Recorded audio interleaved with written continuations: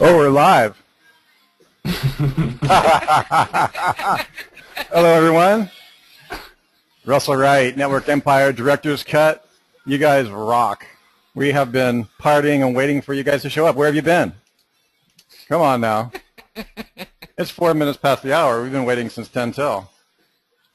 No, we still got a lot of people coming in. So good to see all of you. We have Mike Hayden with us, who showed up on time. Jimmy Kelly, however, did not show up on time because he likes to be fashionably late. Hello, Melanie Alexander. Hello, Mario. Jazz is here again. Jazz, I already spent an hour and a half with you today. Actually, 2 hours. She's a glutton for punishment. She's a glutton. She's a committed something. I'm just teasing. Wow, look at all these people rolling in. We're definitely going to break 100 tonight. Maybe we need to be committed. Yes, you do, Jazz. Hi, Paul. Paul, oh, good to see you. Paul says, you know where you are? You're in the jungle, baby. You are. This is the jungle. Who else we got in here? Jungle. If you can hear me, give me a 1, guys, just to do a system sound check. Oh, yeah. Okay, Christina Crawley. I'll keep your identities anonymous. Not. David Reese, good to see you. Brandon's here. Richard's here. Zenith. That's an excellent name. I love that name, Zenith. Good to see you. Wow, it's amazing how disciplined some of you guys are. You've been here every week. I'm very, very impressed. All right. Tracy, good to see you. Everybody have their questions ready? Sue Bell is with us. Wow, here's some interesting comments. Learned a ton from your answers. Thank you guys so much. Sue, thank you so much. Andrew Powell, coffee in hand.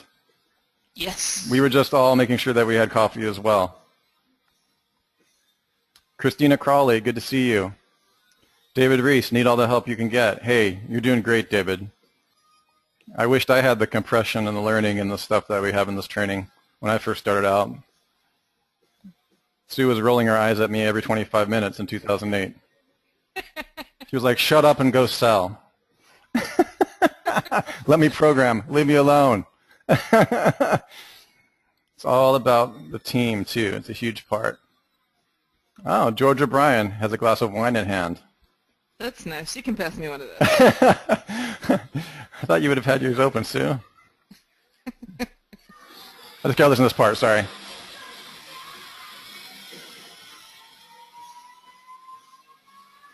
All right, I can turn it off. All right, so today we are going to answer more questions. I want to thank you guys for getting these in to us. Some of them are really, really good. In fact, most of them are really, really good. And then there's a few that are vague, but we will clarify. Really appreciate you guys all getting that into us. And I guess we're just going to start at the top. You know, it's the same process that we had last time. I'm going to do my best to try to watch the polls and the chat, rather, not the polls, the chat window. If you have a question, toss it in the question field. I'll do my best to either grab it or snipe it as it's cruising by here on the screen. There's a lot of people. We easily break 100 people on these calls, so I usually have to scroll back up and try to answer it. If for some reason it doesn't get answered, I'll do my best to grab it or I'll bring it back up. Should we start with the with Mike and his theme? Is that what you call it, Mike? A theme? A child theme? A framework? Did you unmute him or did you put him in a box? Maybe Jimmy put him in a box. Yeah. Sorry, I was talking. I forgot to hit the mute button. Okay, no worries. Yeah, join the club. We often talk to ourselves around here. That's why we're committed. Is it a child theme, Mike? It's a skin. So there's a theme, which is Genesis, and there's a child theme, which is dynamic, and then there's a set of a series of settings and files and custom code, which is the skin. Gotcha. Excellent. So I have to admit, sheepishly, I haven't actually ever installed it. That's okay. There's still time. Are you in a position where we can pass you the screen tonight? It doesn't have to be just right this second, and maybe you walk us through the options and tell us all the cool stuff. And Yeah. Okay. That would be great. Yeah, because I've seen the end result. I looked at the code that it generates, and but I haven't ever seen the back end, so I'm curious. Let me just make sure. Good, as it were. Yeah, let's take a look, everybody. Can you guys just give us some input? Give us a 1 if you've already downloaded the theme and installed it, or a 2 if you haven't, or actually just downloaded the theme is enough for now. You guys know where it is. And a 3 if you don't even know what we're talking about and you're like, where's my frickin' theme? Right? What theme? What's a theme? Wait. Yeah, right. Marcus, okay, Marcus, we've got to figure out what's going on with him. Most people have got it. If we've got people from outside Director's Cut, they wouldn't have access to it. Oh yeah, this No, should all be Director's Cut, Mike.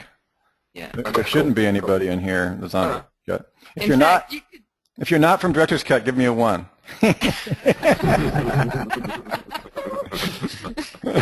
There's Jazz, of course. We're going to eject Jazz. Find herself on the other side of the planet. You Punch. could maybe even play it. Oh no! Here we go. Here it is. Here it is. Oh, okay, this is Jimmy's theme song.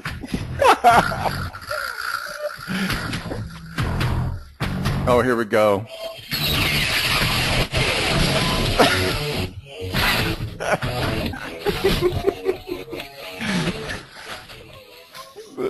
Right on. I had some playtime. Welcome, Jimmy. Welcome, welcome. Everybody was wondering where you were. I promised you'd show up. Don't worry, I didn't leave anyone. Awesome. Awesome. We're glad.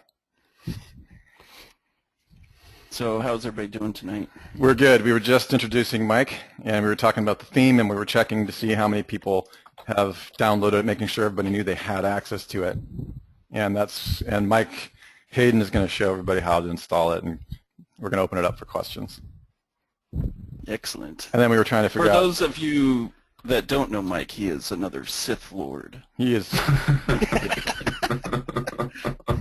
And as we all know, there can only be 2 Sith Lords, right? That's right. in one galaxy at the same time.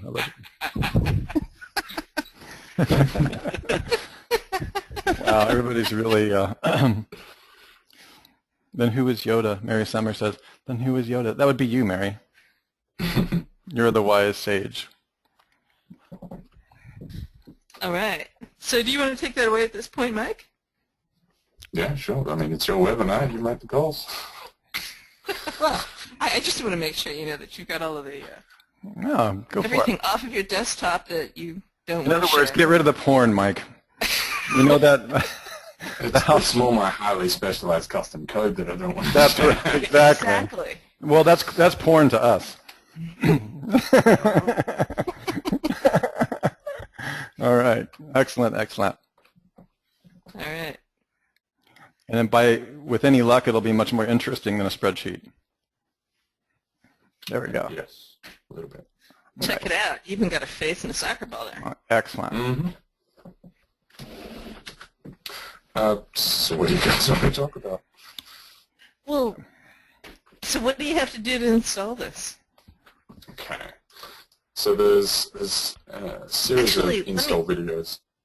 Let me Yeah. back you up one frame even further. Where do I go to download it? Okay. Yeah, we're going to keep it super basic here. Where did we get it? And I mean, Just because I'm not familiar with the inside of the member area and I don't know where to get it. yeah, it's a standard WordPress install, right? Or the videos tell people how to do it also. so within Director's Cut, down here in Marketed Skin and Training, Excellent. There you so go. there's an overview video which goes into some of the details about the features, and Okay. then you can download the file here. It's helpfully named Unzip First, which some people have ignored and tried to install without unzipping first and get errors. So it's important to unzip it first. Okay. And then, Excellent. and so you're going to need the Genesis theme. You're going to need the dynamic child theme. These are both independent themes from other companies that we don't have control over, but they're extremely useful. And so themes, child theme, and then you install the skin. The videos on the skin setup. Everyone seems to enjoy step 15, which is to enjoy a tasty beverage after you've successfully... Oh, excellent.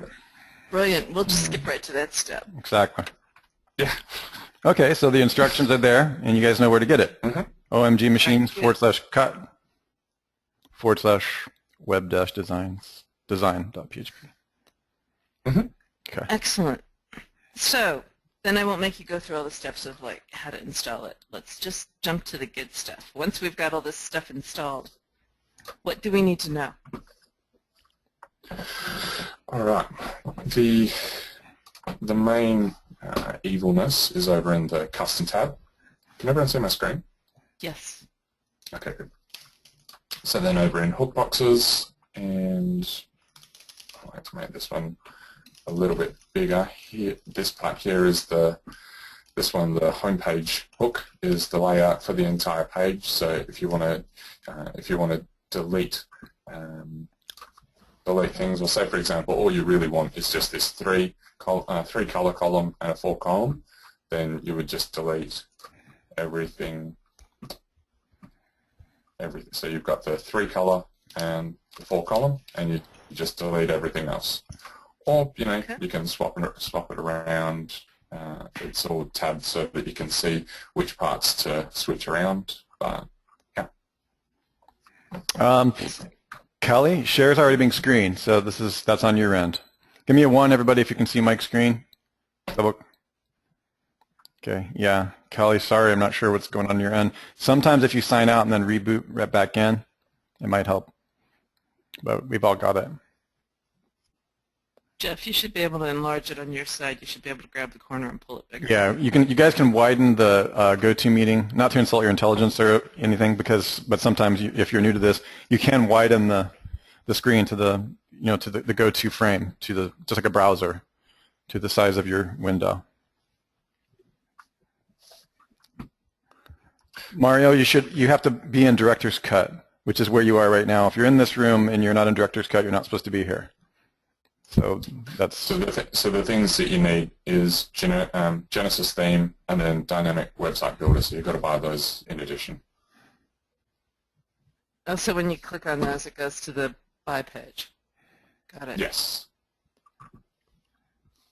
Mario says I misunderstood the question. What's the answer it again? I'll try to type it out. I just answered. I just answered that one. Oh, you did? Okay. That they have to get the Genesis theme and then the dynamic website builder. Oh, sorry, Mario. You are absolutely correct. I apologize. Yeah, Genesis is separate. Forgot the child theme.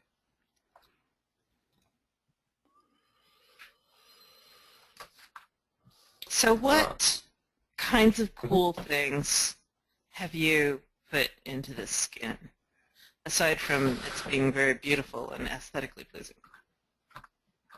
Okay, so the style is called flat design, which is very modern and now. But one of the things that you may appreciate is actually this semantic integration.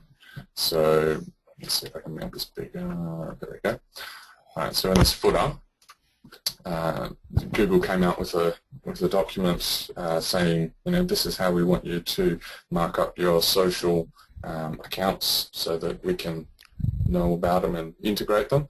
And so, as you can see with this same as stuff, it's a it's a pretty big schema edition, which Fantastic. for example, and what else? I've changed the schema so that it makes a bit more sense. Before it was just blog page and stuff like that. However, if you, particularly the code that I've used, you can change it on a per page basis.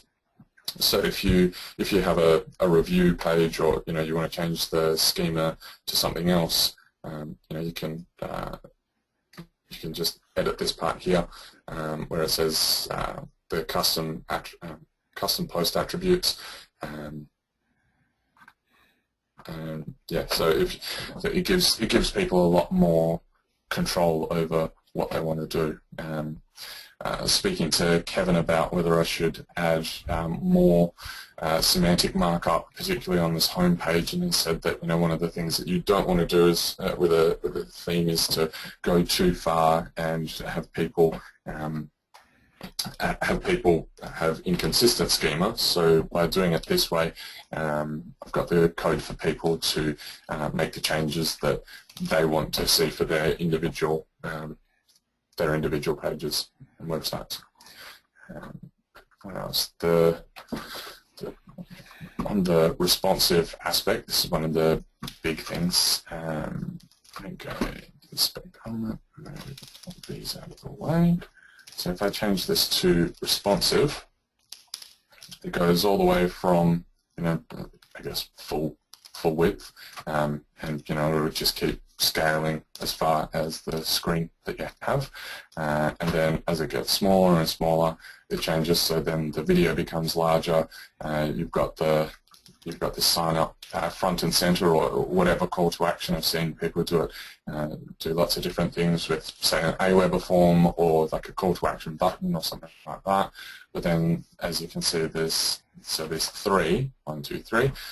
When it hits that trigger point, it then switches over so that I guess it degrades nicely. And the same with the 4, so that it goes like this. It's actually, I spent way too much time trying to get it to degrade this way instead of just squashing until it hits mobile size, where it lines up underneath. Very sweet. It's also extremely fast. I worked really hard on making sure that the code was as fast as possible. Some of the tweaks that I put into the instructions here, like for example with the W3 total cache, will actually help people.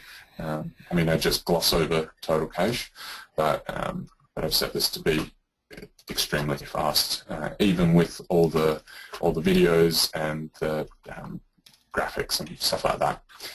In the responsive side of things, though, this large background image, which it's important for it to be large to display nicely for desktop. Right. Once you shrink it down, it actually switches to a different image, so it's a much smaller image once it hits about this size. Hey, Mike, as you can see, the parrot. Oh, sorry. Here's some kudos. I just wanted to let you know people are really loving this. One person says, "Mike, you've done an awesome job with this skin." The other one's saying this is incredibly fast. People are loving it. Just feedback from the audience. Awesome. It's really good. Really good to hear. Hold my heart and soul into this one. Mm-hmm. So, like for example, on the responsive, once it gets smaller, as you can see, the parallax stops. I'm not sure if you can see the background, but it doesn't. It scrolls with the rest of the website, as opposed to when it's larger. It's a bit larger. When it scrolls differently. So, and the header stays where it is for this part, but when you get smaller, that also scrolls. So, I tried to think of everything that I could and tried to put my 13 years of web design experience into it. And yeah, good to hear that people are loving it. Somebody was asking about someone is having a difficult time with the social icons. I just suggested to her that it might be something like they're not appearing, like they're the missing image, that it might be your security settings on that folder or something. Are they stored in the folder In the image folder, or where do you put those? These ones here, they're not actually images. They're using Font Awesome. Are you using what? Which is it's called Font Awesome. Oh, okay. Yeah. So it's actually technically it's text. Right. Which Gotcha. also speeds things up. Understood. Heidi, is that what you're talking about, or are you talking about something else? So if it's not showing up, one of the things that could be the problem is under dynamic settings. You actually have to check the box. So, sorry, dynamic design. Dynamic design. Okay. Go in there. Under dynamic design, there's a checkbox that says add support for Font Awesome icons, and then that adds the declarations that they need to work. Heidi, go back and check and make sure that's checked. Yeah. Okay. Cool. Yeah. Gotcha. That's checked by default for Director's Cut Skin, but if you've turned that off, then... Got it. Very cool. Font Awesome. Yeah. Cool. Have you tested this with the Silo plugin? Yes. I've actually added some code into the dynamic custom. When vSilo first came out, I played around with the styling. Excellent. To get it to look the way that I wanted. Cool. And so yeah, we should test it on the new releases. Code is in there. Yeah, we'll test it on the new releases too before it goes out. That's awesome. Yeah. That answers Tom's question. Somebody else asked that question too. Okay.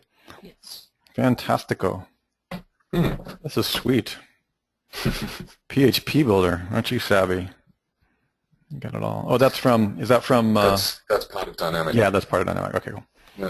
Yeah, when I discovered that, my life changed. It was brilliant. Instead of having to have all these bookmarks for where all the custom code was or whatever, it's all right there. It's easy. One other thing is that we've got automatic responsive embed videos as long as you put a div with the class, etc. Can you explain to everyone exactly what that means? Because there's all different walks of life in there. Exactly what you mean by that response. Yep.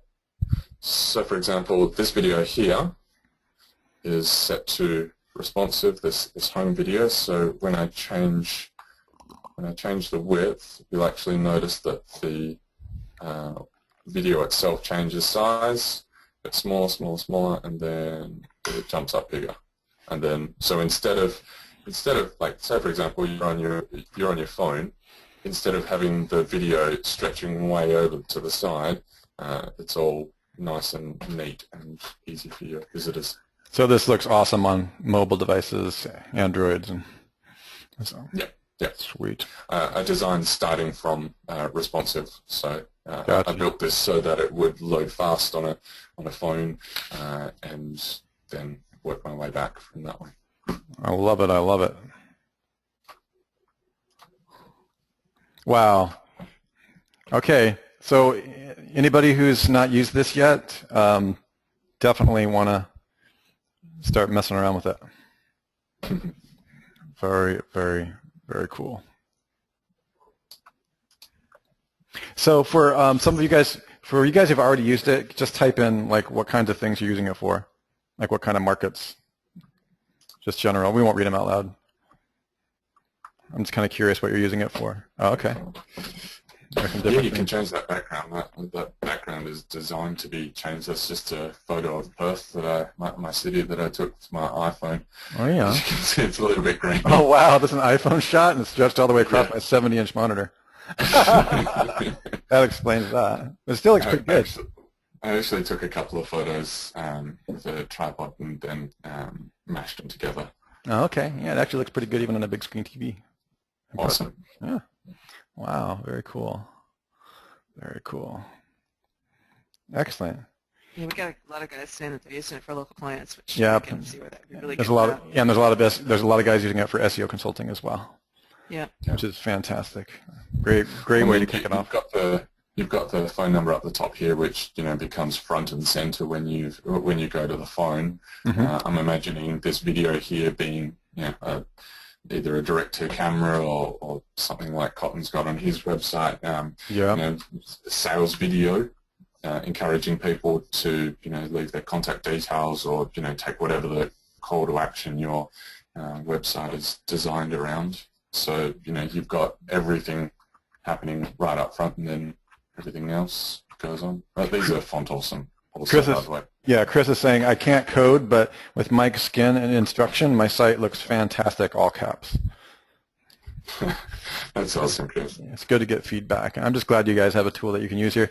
Design is super important. I mean, it really is. I can't tell you how many times early on for me I switched and dealt with design issues. And yeah, it's really, really cool. Finding a good stable theme is just It is. such a hard thing to do. And you might as well build your platform dynamic now. There's no getting out of it as we move into all these HTML5 and everything. It's just, you guys are on the right, hitting the ground running on the right foot. And some of you are, of course, very experienced. And, I would use this theme. I haven't yet, but I'm actually thinking about where I should put it. Very, very cool. Yeah. I also made some changes to make sure that it complied with Jimmy's SEO instructions. So, say, for example, instead of this being this title up at the top and the subtitle being a H1 and H2 like it is default, it's actually changed. So this is a paragraph. So then you've got the either on this page or like on internal pages. So, for example, this one, the discovery page, the title of the page is actually the H1. As an example. Gotcha. Here's an interesting question. I wanted to address it because I wanted to, while Mike is here, this opportunity to help everybody think a little bit differently and kind of understand how coding works and all that. One of the questions is, can you add a shopping cart on this theme, WooCommerce, for instance? And, that question, I think, keeping in mind that a shopping cart, that depends on, and you're asking specifically about WooCommerce, but that really depends on what you're looking at, what kind of shopping cart you're looking at, and how you're integrating. A theme is a theme, a style sheet is a style sheet, and everything's got one. So it's just a question of what you're trying to accomplish. If you're talking about a plugin, WooCommerce is different. I suspect his question is actually like, how many different kinds of page layouts do you have with this skin, and do you have something that might work for an e-commerce platform? I pretty much have the like out of the box. It's just the way. So you got the home page layout like this, and then the internal pages have got a sidebar, right sidebar. Yeah, that's a configuration. If you want the e-commerce, you got to buy Mike's other themes.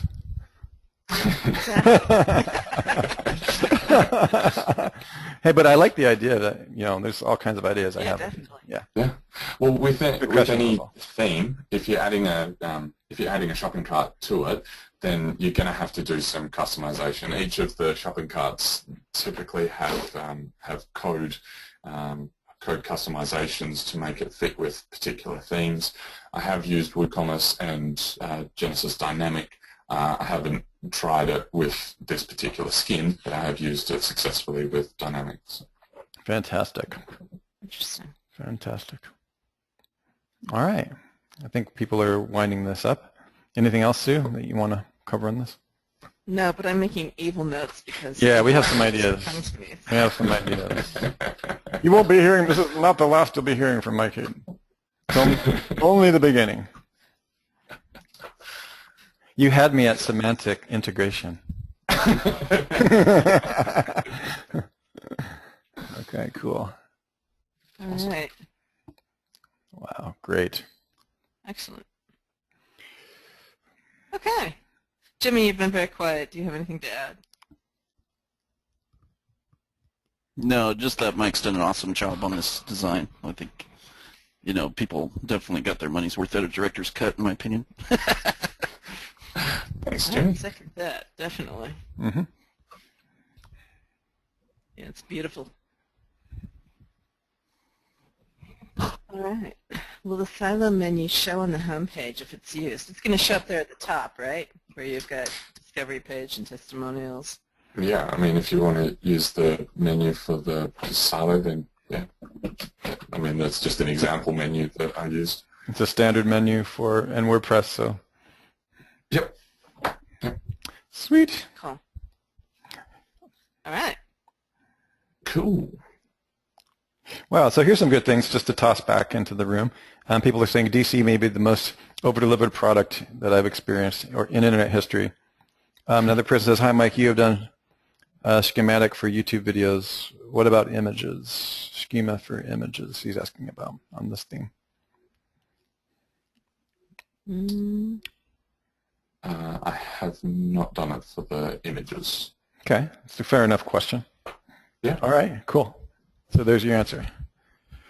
There's a couple of simple workarounds for that. It's fairly easy. Yeah, I mean they're all widgets, so Yeah. you can. Yeah, the schema for videos is just example code that I put into the README. So same for images. Just grab the schema for that. Yeah, very good. Cool. All right, cool. And I trust with all the other videos, you've got a video that talks about how to change up some of the stuff, like some of the font sizes or colors or things like that.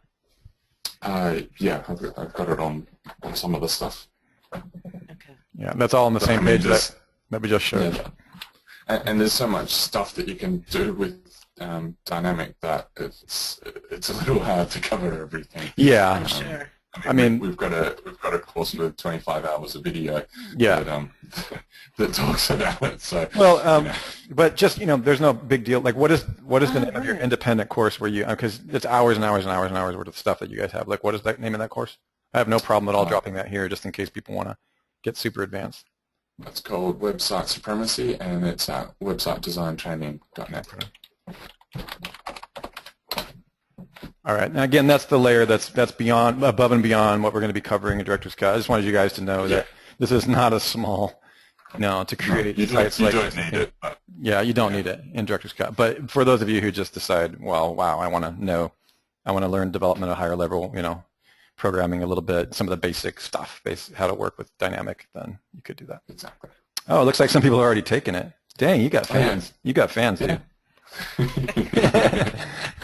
Okay. Love it. Excellent. Cool. Okay, cool. Razzle asks a great question. He says, what's your opinion now on the big sliders that are at the top of the sites? Are they SEO friendly? And, it all depends on where the header comes. Yeah, for SEO. Yeah, for SEO. I've seen a lot of them where you've got the H1 and then you've got the slider, and that is not SEO friendly. No. However, if you've got a video there, then it is SEO friendly. Interesting. You also have to be careful with a lot of the slider. How big is the header? Exactly. Well, as Roswell asked specifically, big ass slider. He defined it. He said the big ass slider. That. All right, cool. All right. And some of them leave your site open for hacking, so you've got to be careful with those. Yeah. So Wow. Paul asked if there's some more specific questions about the skin should they be raised in the Facebook area. And, we talked to David today, and he's talking about creating an advanced Facebook section. Yeah. So hang on for a second, and I think there's going to be a place for you guys to Yeah. chat about the more advanced stuff. Yeah, we're working out a strategy for you guys just because I'm not trying to create like levels of whatever, but there is we are getting into some pretty heavy duty stuff, and I try to go onto the Facebook wall, and there I can't always determine who what level someone's at or if they've done Director's Cut, and it doesn't make a difference. So see if we can work that out. So Zenas asks, can we explain why a video versus a slider is SEO friendly? And what it is if there's an image right underneath the H1, it could be a banner, it could be an ad, and Google doesn't like that idea. And they can't differentiate between an image, a slider, and an ad, so they just assume the worst. Gotcha. That's a great question. All I know is that whenever when we're sitting at your house and Jimmy sees one of those, he starts hemming and hawing about those giant big ass images. It's like, don't get him started on that. What? And Mary's got a I can't help it. What? I imagine it's much like when Mike sees bad code on a website. Yeah. Yeah, it's like you just know you're not going to get past a certain point in your rankings. Yeah. Okay. Mary is asking a question about your course, Mike. Is it directed at someone who has some design experience or someone who's a complete newbie? Yep. So we've designed it so that if someone doesn't even know how to spell HTML, hint, it's spelled HTML. It starts with actual description of what HTML is and CSS and all that. So right from the start, but we're also assuming that there'll be a fair few people who have some experience. So I guess we'd consider it as a beginner to intermediate. So if you're really advanced and everything, then it's not the right course. Mm-hmm. But if you've got some coding background, then you'll be able to jump into the more advanced stuff a lot easier. Excellent. Good job, Jeff Klein. Jeff says I learned how to spell HTML. But Jeff, do you know what it stands for? Write that out. 10 seconds. You can't think. That's in the course, actually. That's how basic we went. Okay. Excellent. Cool. All right. So I think we should probably get started on these questions so that we don't end Yeah. up Thank you, Mike. April again. But thank you so much. Snatch back the power. Yeah, but Jeff, that took too long. You took like 30 seconds. Oh, that was Jeff P. Now everybody's writing it in there. Everyone is saying thank you, Mike. It was awesome. They're just, yeah, thanks a lot. Okay, cool. Awesome. There's a wall Thanks of for having me, guys. Now you can hang around, obviously. Oh, I will. What time is it there? Oh, it's probably. I think we should keep him on and put him on the hot seat first. I don't like your hot seats, Jim. Yeah, we're gonna throw. Let's throw the. This is Mike. Throw the really tough questions at Mike Hayden today and see what he says. This will be fun. I'll love it. It's a test. It's a test. I'm good at redirecting questions. 301, redirect those questions right over to Jimmy. I'm just gonna do a 404. Oh no. Terrible. God, SEO humor. All right. It's bad, It is. Bad. When people say get a life, we're like, this is our life. Right? Unfortunately. No, it's all good. Now we love it. We do. We love it. Yeah. We're strange that way. Yeah. So Fran's asking if there's a PDF for the 5i-frame punch. Oh, yes, there is. Back a couple of weeks, so. Well, the challenge was I had to, did that fall off my list? I don't know. Probably not, because this is back on the 19th. So my guess is you've handed it in the meantime. I believe we did, but let me just double check. I'll confirm on that and send it to Dave tonight again.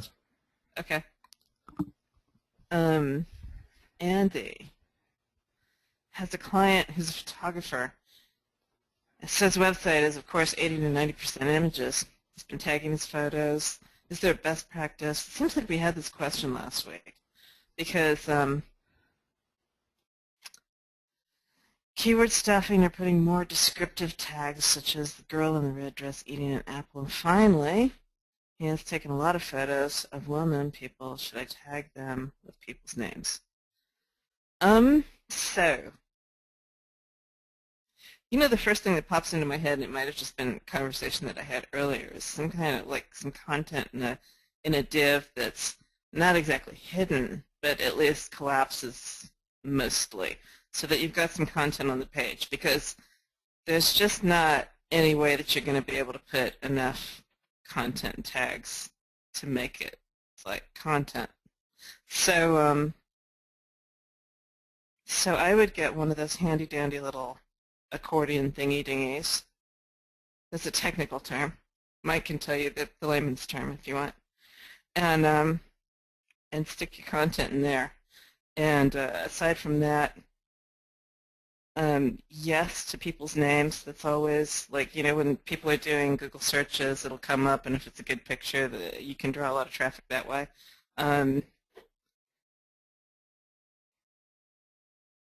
What's your thought, Jimmy? Should it be more descriptive tag or more like keywords? On the description for a page? For the images. Well, I try to incorporate a bunch of LSI ones in there. So that's like,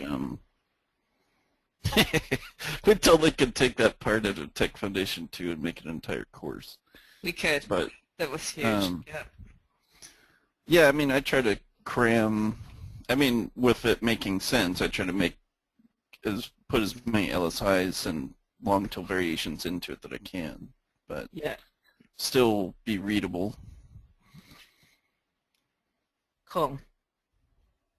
So, keyword oriented, yes. Yeah. Oh, Mike, do you want to tell them what the what the name is, what the layman's name for the accordion thingy-dingy would be? Yes, it's called an accordion. I'm not kidding, it's actually called. It's just the thingy-dingy part that's the real technical term. Exactly. No, you're looking for a jQuery accordion. Excellent, thank you. So question for Jimmy. A little off the subject matter. This might get nixed. Careful, Jeff. Feel it's probably pretty important detail for those of us using PBNs in our strategy, especially if we're using them in our dash stacks. In Nashville, Nashville Live, like that, we can't talk about that outside of Nashville. He was talking about some changes we should make in our PBNs. He talked about how in certain cases we should set our settings to no follow and taxonomies. Do you want to comment on that, Jimmy? So basically, for people not to burn themselves, I mean, I think the more you start understanding link juice and stuff, you'll be able to kind of mold what you're trying to do and leave it do follow and follow on your index, on your meta tag there. But until people kind of understand that, I always try to put, you know, no index follow for it, because people will go and they build their websites, and this can happen on PBNs. I mean, there's software out there that will like tag the heck out of your site automatically, but you get into a problem where you're using keywords too much across all of the content on your site. So just as like a tag is URL, like a post is URL, a page, so on and so forth, a subdomain, the more keywords that you kind of cram into that, you can start getting dinged for over-optimization on Panda. Now, there is a difference between your local keyword and like a national keyword, but I would still just base everything you do off of national settings, because at some point the local stuff's going to catch up. But so even though it's no index, Google, what that means is Google won't put it in their index file, but it'll still follow any links that you have on there. So for instance, if you assign a tag to a specific post, then, and it's no index, right? So they're not going to index the tag page, so you're not going to get hit with dupe content, but it will follow the link over to the destination. So if those tags are roughly, you know, if you assigned them to a specific post, they'll be able to follow that link juice just the same, but you won't get hit with the dupe content portion. So once you understand more how the link juice and the optimization works, then you can certainly leave those on. But for general rule of thumb starting out, I just encourage doing the no index follow. Cool.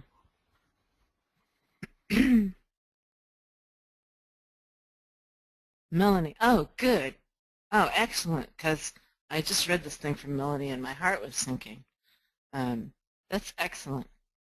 Trust flow is still low at 7. All right, but you're no longer on position 30. You're now on position 12. Good, good. Because it kind of sounded like over-optimization to me. Well, it actually sounded like too many bad links for your trust flow to be so low. Doing DAS. Okay. Yeah, I would take a look. Well, I can let Jimmy answer that. That's more his forte. To bring those on to the monthly Webby. Yeah, yeah, exactly.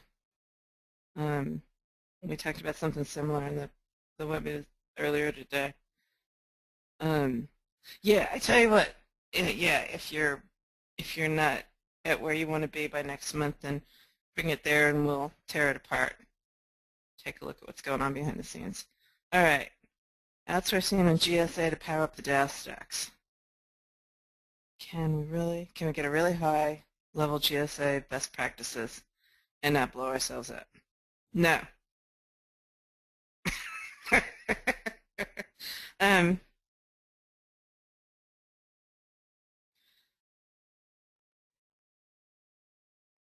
High level GSA best practices.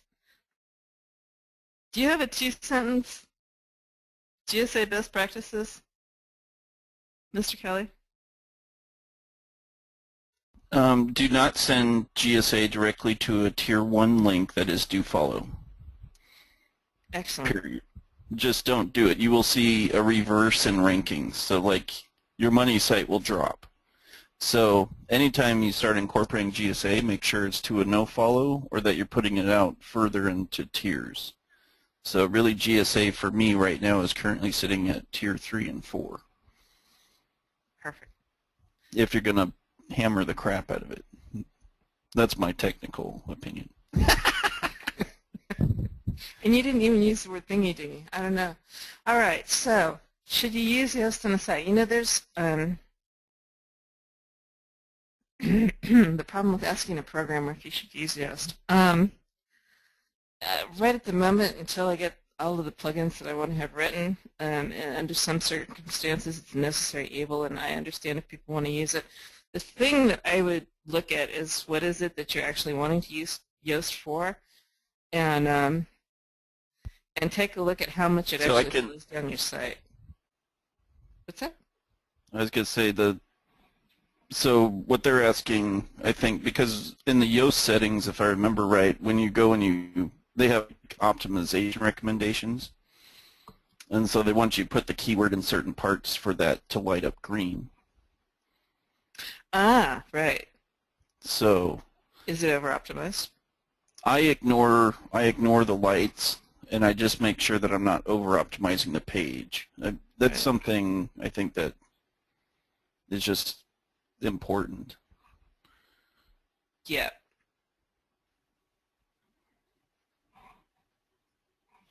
Are you guys and Annie still doing DAS manually?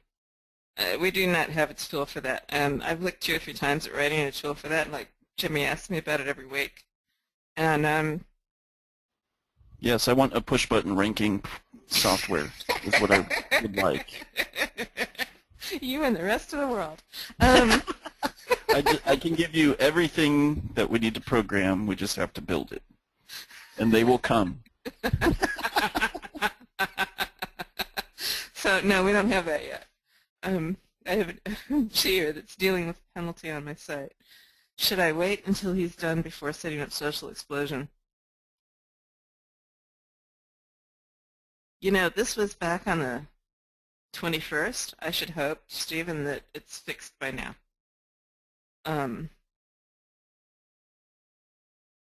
I don't see any reason why Social Explosion would hurt under any circumstances, but you should get that penalty dealt with as quickly as possible.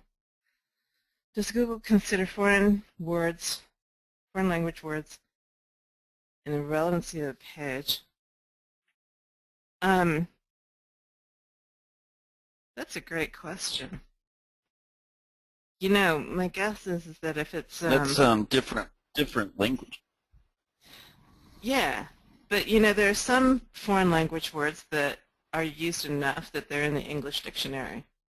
And so I would say if it's common use in English, then it would probably be considered a synonym. And if it's not, then they might raise an eyebrow at it. I don't know. Oh, Money Robot. Oh, I skipped that question. I'm sorry. Do you think that Money Robot would help? I don't know what Money Robot is. Do you know it, Jimmy? Yeah, Money Robot is a 2.0 builder. Okay. It is a pretty good tool. I did recommend it as one of the tools to use with some of the automation. I mean, I still like too much control on my Tier 1 to use it directly for that, but doesn't mean that you can't play with it and try to figure out a linking structure to work for it. I mean, I know it works pretty good. I still keep it out on my Tier 2 and 3, though, at least for the time being. Cool. Can DAS for YouTube based on DAS Weebly RSS star? Can DAS for YouTube based? I think you're missing a word in here. For example, channel, video 1, targeting green smoke review, targeting green smoke certificates, coupons, made a graphic of it here. Yes, that can work. I think they're talking about. This is what they're talking about. Yeah, you can definitely do that. I mean, the thing with the YouTube is it's not going to, you know, those are no follow links, but you could certainly make DAS work in the same manner. Typically, as long as it's got parent-child, which it would be in that scenario, which is channel, and then the videos are subs of that channel, then you should be able to apply the same principle. Excellent. Question regarding the Google dashboard. Best practice is 1 page per Google account. Oh, like a business page? What kind of a page are we talking about? Primary account is associated with my business as well as 2 nonprofits. Didn't work before realizing their pages would be attached to my account. Is this okay, or should I look to move the pages? Russ, are you there? You've been very quiet. No, I'm totally here. Okay, excellent. Do you have a comment about that? As he wakes up. No. Let's see. I have a question regarding Google. You mentioned their best practice in 1 page per Google account. Well, yeah. No, I never said that. I have a question. You mentioned your best practice. No, I never said that. You can have as many pages as you want to a Google dashboard. It depends on what you're doing. And again, since we're not talking about the different layers in this context, it depends. If this is your money site, you have to consider what your long-term branding strategy is. I don't really know your situation. You saying that your primary account is associated with your business as well as 2 nonprofits. I've done work before realizing their pages would be attached to my account. Okay. Well, here's the thing, and again, this is something I need to double check. Similar to Facebook, you can share managers, and I don't know your situation, but you can, for example, if we have an account and we have a page and I give manager access to Jimmy, I better be careful with this because I probably need to confirm that. I believe if something happens to my account, I believe I can relinquish control to the third party just like Facebook can. I'm not 100% sure on that. So you really just have to be thinking about what is your long-term strategy. Are you going to be building the page for the client? Are you going to be holding your clients hostage because you own everything? Like, what is your scenario? But again, it's not an easy question to answer because I don't know your particular scenario, but there's no limits. For example, I have 5 pages tied to a single dashboard, and I handle that dashboard very carefully. But I also share managers and make sure that the organization with which I'm working has a manager tied to it so that they have full admin access to that page. Does that make sense? Can everybody give me a 1 so that I know that I'm making some kind of sense to you, or a 2 if I'm not, rather. Does that make sense? Is there anybody that didn't understand what I said?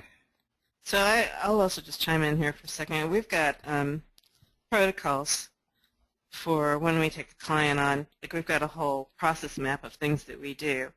And one of the things that we do is for a new project, we make a Google account. We make a primary Google account for that project. And so then that controls Google Analytics for the money site, and it controls the business page and that whole Google setting. So we didn't do that in the very beginning. You know, as you're moving forward in new spaces, you do things, and then after the fact you go, there was a better way to do this.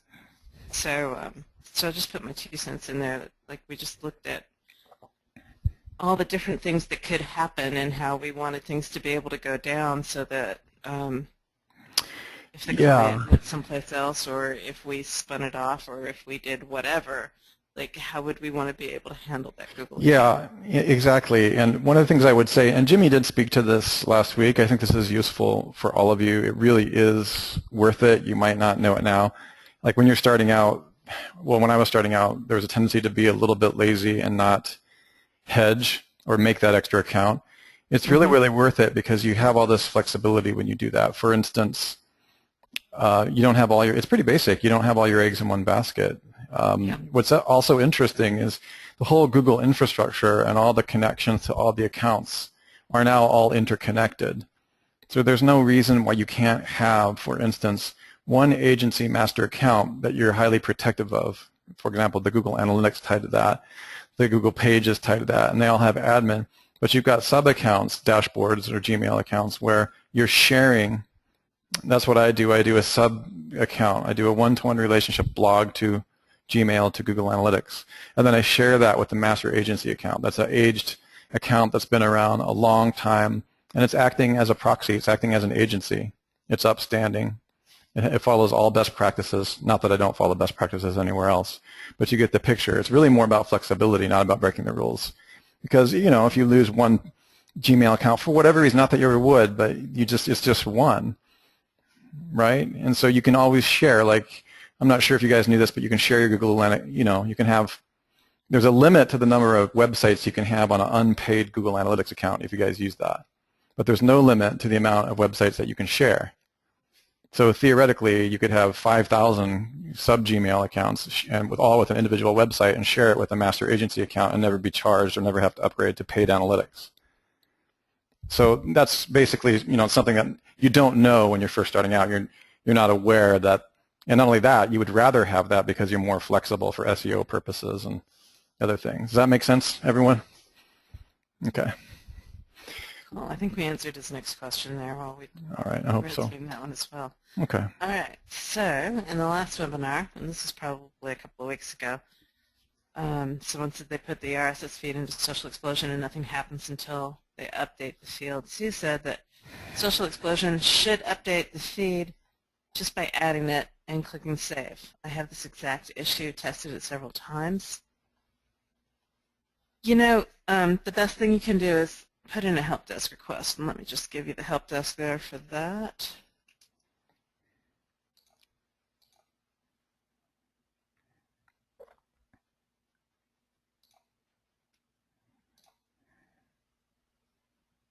Make the font a little bigger so you guys can read it.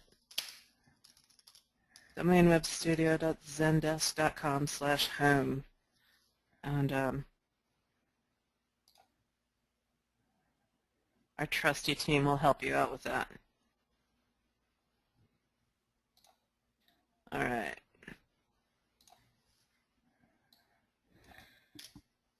Cool. So Greg says he's got a dance question. I'd like to know if it's possible and useful to use powerful expired domains and redirect them to each of the Web 2.0 properties. You know, I think we've answered that a couple of times. And I think Mike, you should answer this. Let Mike answer this for the All right, masses. we'll let Mike answer this one. How dangerous is that? Is Mike Hayden on?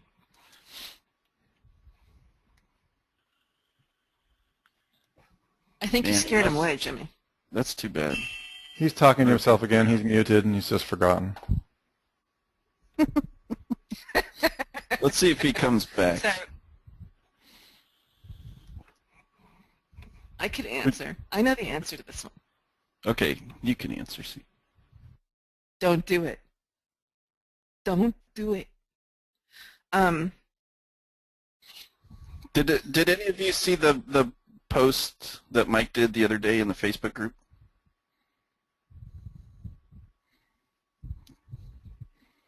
Anyone at all? Where he brought that site back? That was this exact scenario. I didn't think it was. He had that pointed to a Web 2.0 property? Yeah, Patrick knows. Yeah, the one link where we disavowed only one link and it brought the site back to number 1. this was this exact scenario. So you got to be cautious and know what you're doing to be playing around with some of these 301s, because literally you could 301 something to one tier 1 link and it can tank your entire site. So Yeah. I would practice first on other ones. On something that you don't care whether or not you tank it. Yeah. Don't do this to your primary money site. And again, this was 301ing to a tier 1 property linking to the money site. This wasn't even going directly to the money site. So keep that in mind when you play around with 301s. Interesting. All right. Yeah, I was under the impression that he had it pointed right to his money site. So there you go. Did we, sorry Sue, did we have a question about combining the Google Plus pages up above somewhere? Yeah, we did. Yeah. Did you guys You answer that? answer? Yeah. No.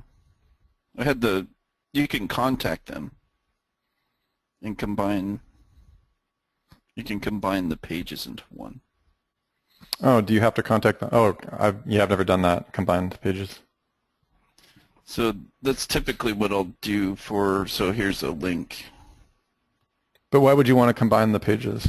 And under what circumstance? Well, if you have, so let's say if you have like multiple, if you have multiple Google Plus pages and they have different information or different phone numbers or different whatever, and typically the business owners I've come across either don't have the logins, or many different SEO companies put the logins together so they don't even have access to change and merge the pages. Typically you will go and you have to contact Google to get them to say this is the main one, and in that instance I would make it so whatever the verified YouTube account is that's most valuable to you, you keep that as the main page and tell Google to put all the other pages to that one, and that will clean up all those listings but still let you keep the power that you're trying to get. Okay. Okay. This And is you actually a different. Oh, Go ahead. sorry. And you could do that through, you know, you could just contact the people at the local or more responsive for helping. So That is interesting. I don't know if that was a question, but it's interesting. No, so this question is he's got 2 separate Google accounts. One that's got the YouTube with it, and then the other one's got the business page. And he wants to combine those 2. Oh. And Google is very proactive about combining those 2. Like, all you actually have to do is log in as one, and then in the same browser, log out. Don't clear your cache, don't clear your cookies. Log in as the other one, and Google tends to prompt you and say, hey, do you want to make these 2 things? Are you logging in as the same person, and should these 2 things be together? At least they always do it to me, and I have a dickens of a time like trying to untangle them at that point. So that would be my answer to that.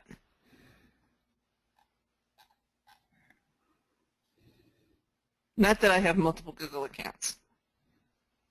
You lost me at a dickens of a time.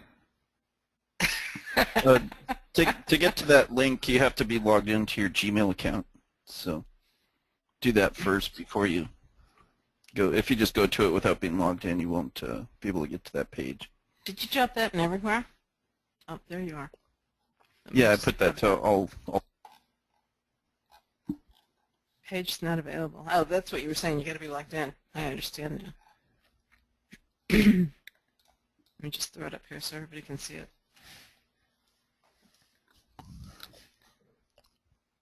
support.google.com/business/troubleshooter. All right.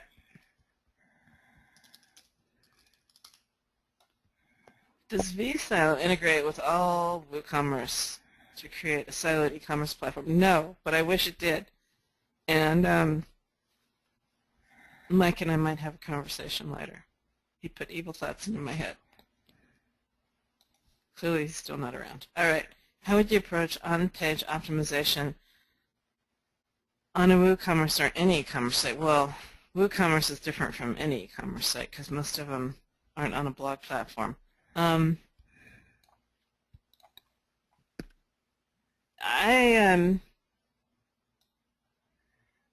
kind of answered that before, where I've talked about like just creating another blog off to the side that's a silo structured blog, and then you promote your products over there on an as required basis, and those are the pages that I actually try to get ranked. And I'm going to see if I can come up with a better e-commerce solution, because I can see at this juncture that it's a pretty big pain. Oh yeah. Don't hold me to it, but I'll see what I can do. All right. So I have my PBNs and money sites, client sites built on various themes. Was wondering if I could just add the all-in-one schema-rich snippets plugin. Dang, where's Kevin when we need him? Well, I know all-in-one.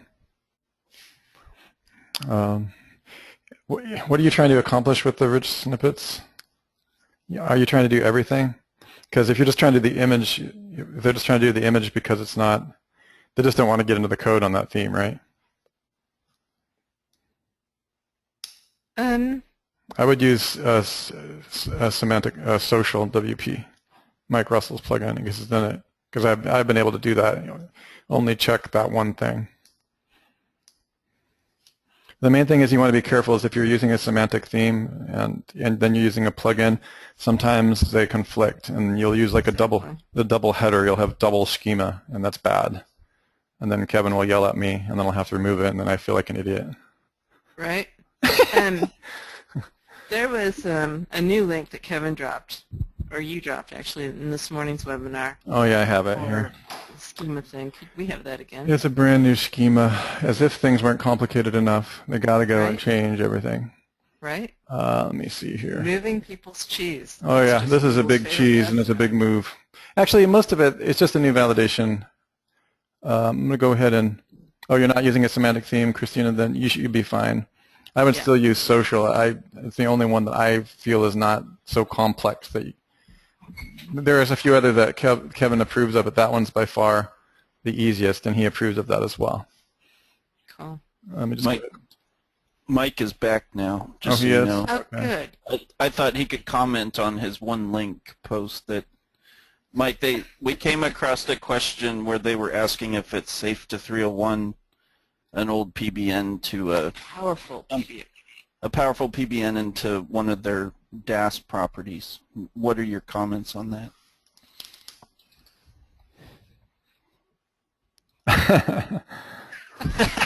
And he's not there. Gone. I'm out.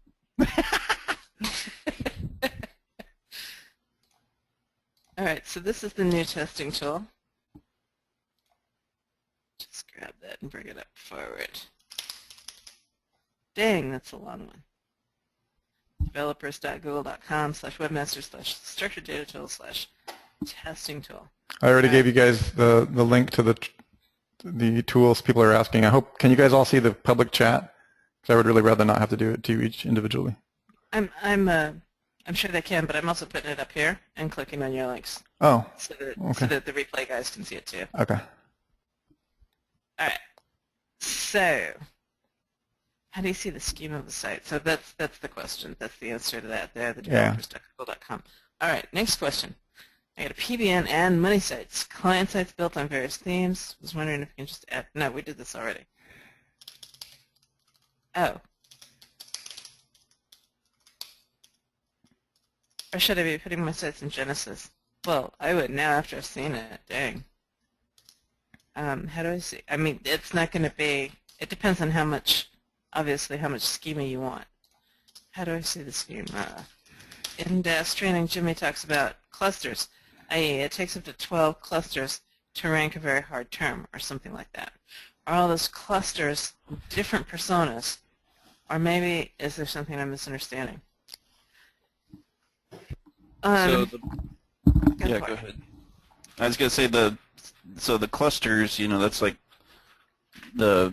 when we show you how to do one cluster there, usually it takes like 12 of those.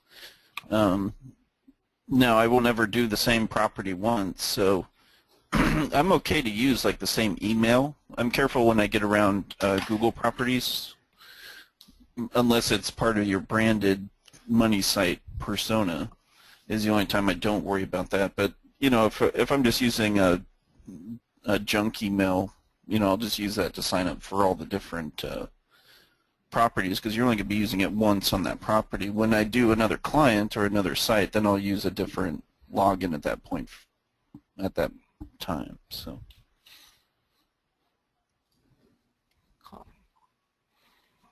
All right, so Susie asks, on Jimmy's DAS diagram, the elements in the blue starburst is purevolume.com. What type of site is this? Or perhaps a better question would be, what are examples of other sites in this category? How do we best use it?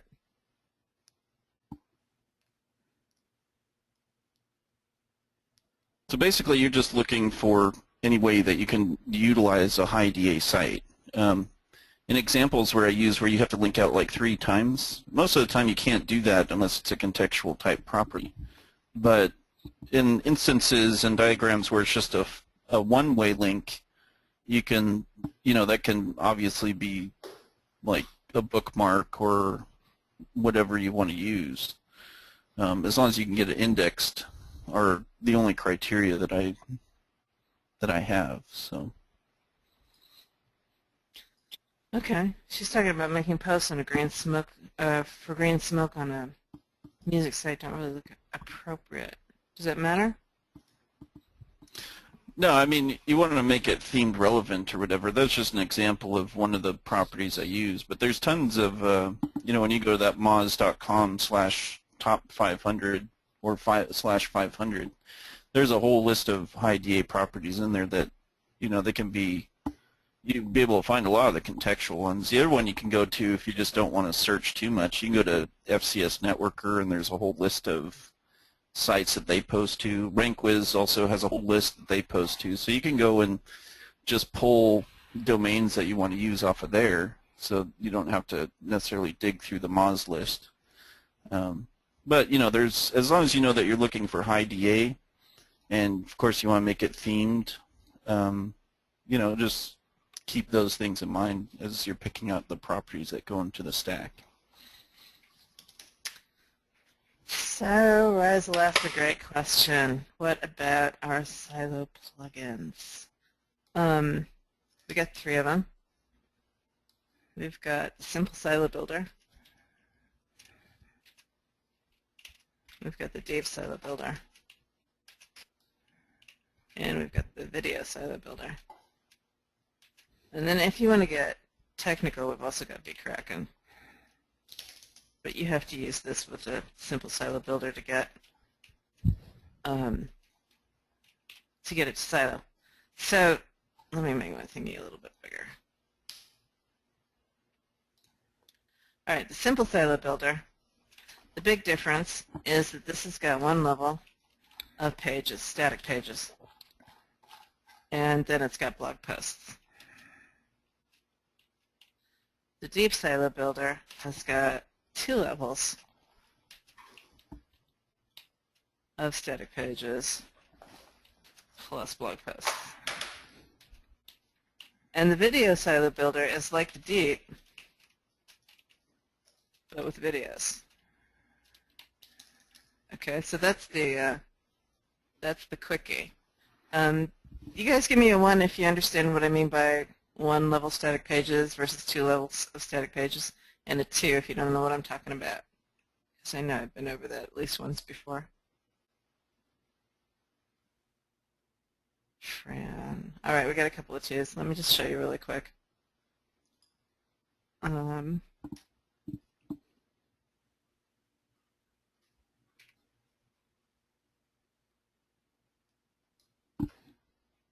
So here, this is your home page. These are your silo landing pages.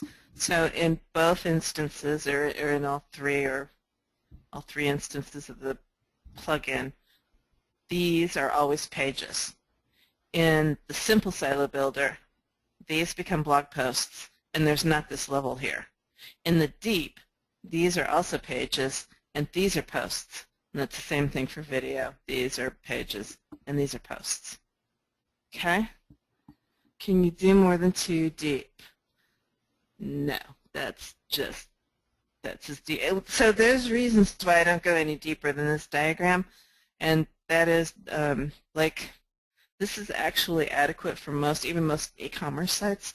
And if you have really super broad topics up here and you keep going more and more granular, I could see where you can have a 4th and a 5th tier. We experimented a little bit with that with a couple of sites.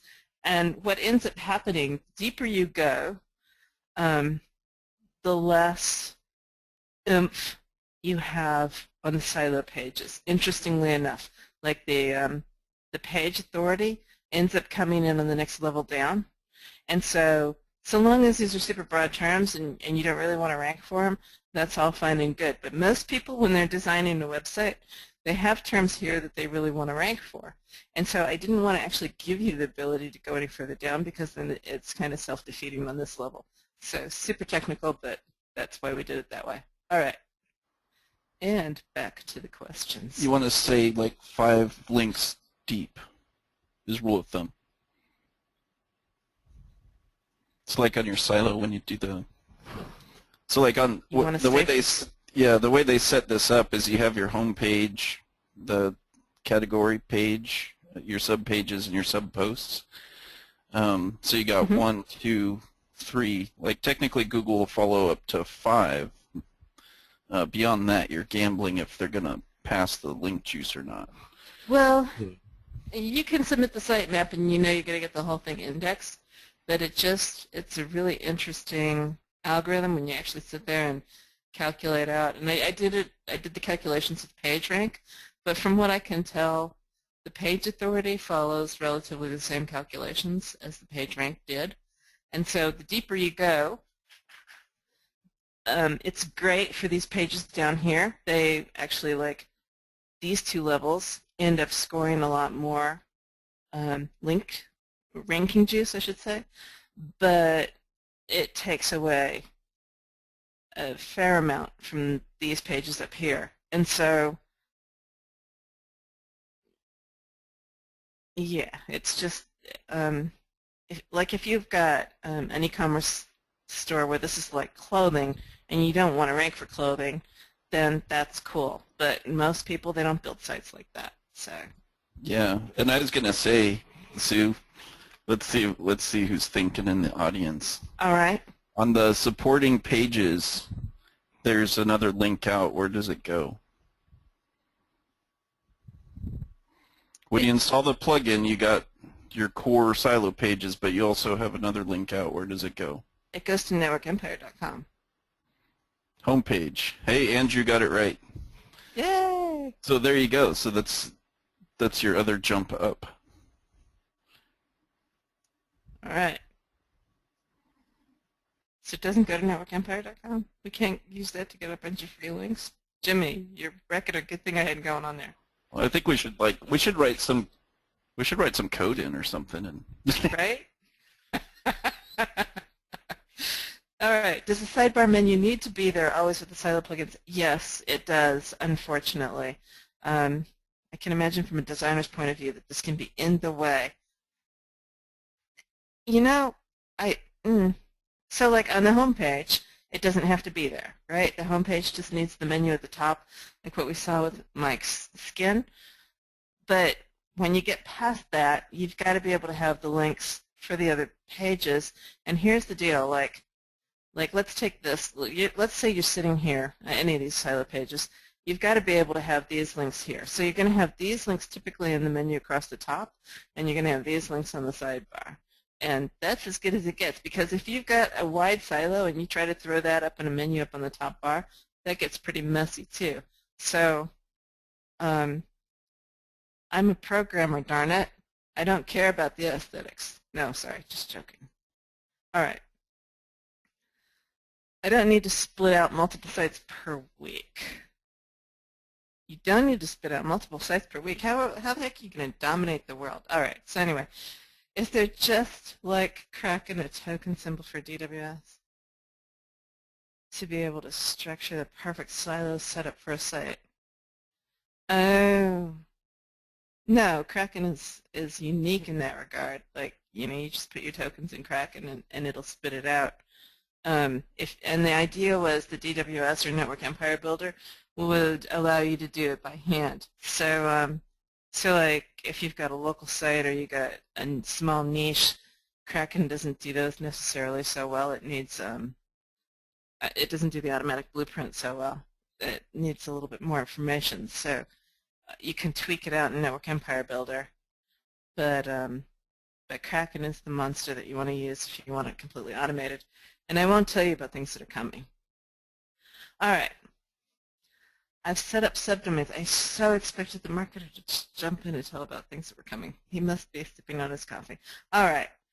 Jeff says, sets up subdomains, couple of sites, so ability to add posts, trying to add the new site to my Google Webmaster Tools. When I log in to FileZilla and upload the Google verification file to the subdomain, it already shows that Google file in the WP content. Shouldn't the subdomain be totally separate in cPanel from the main domain? You know, my gut hunch is that you've got a folder there that you're not going down into, that your subdomain is probably in a subfolder and you're actually looking at your site.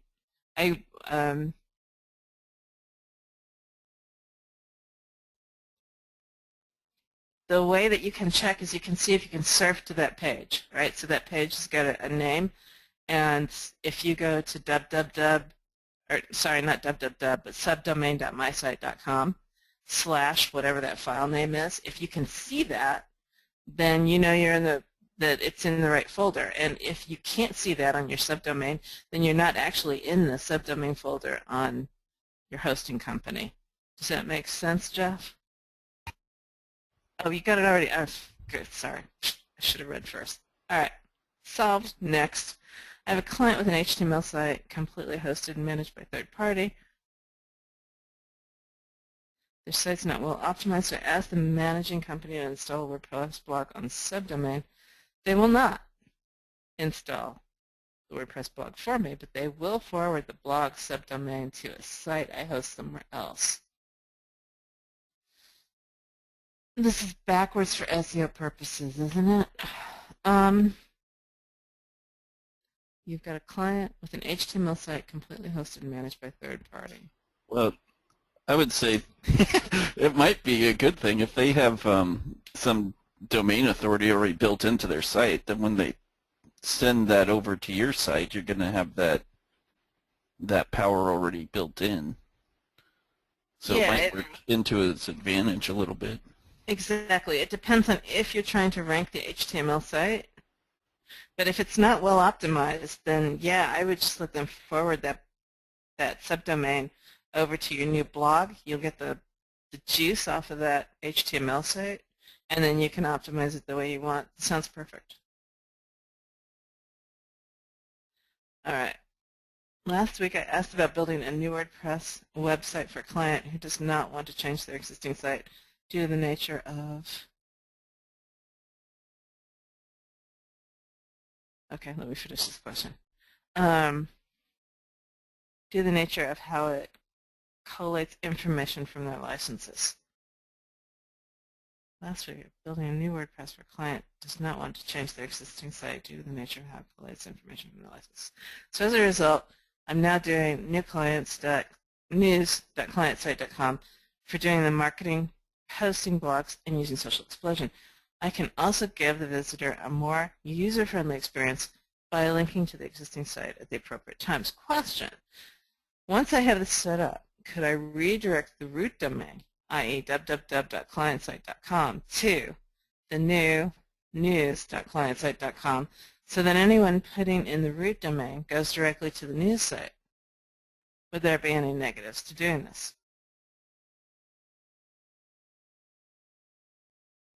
What do you think, Mr. Kelly? Sorry, I was responding to one of George's questions. Oh, sorry. It caught me off guard there. Sorry, now I have to read it again. So last week they asked about building a new WordPress site for a client who does not want to change their existing site due to the nature of how it collates information from their licensees. So as a result, he's doing news.clientsite.com. And so my question to you, David, while Jimmy finishes reading this, is if you're not changing the existing site because of how it collates information from their licensees, then it seems like forwarding that site to news.clientsite.com would circumvent that collation process.